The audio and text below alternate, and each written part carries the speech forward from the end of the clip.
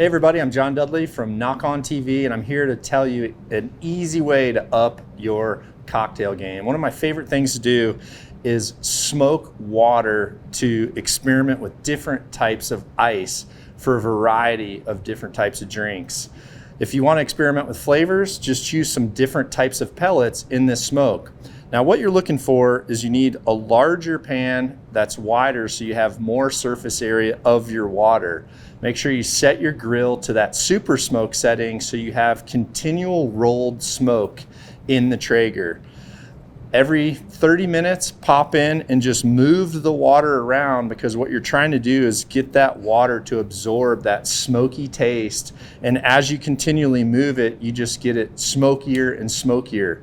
Once you've smoked that water, you can just pour that water into some pre-styled ice forms or ice cube trays. You can also experiment further and put in a fresh garnish. If you're looking for an awesome lemonade, try adding in some fresh basil. Another thing that you can do if you want to up your cold brew game is get your favorite can of creamed espresso. Go ahead and do a smoked flavor on that, put them into those ice trays, and then add them to your favorite cold brew. But my personal favorite, you need to take your smoked ice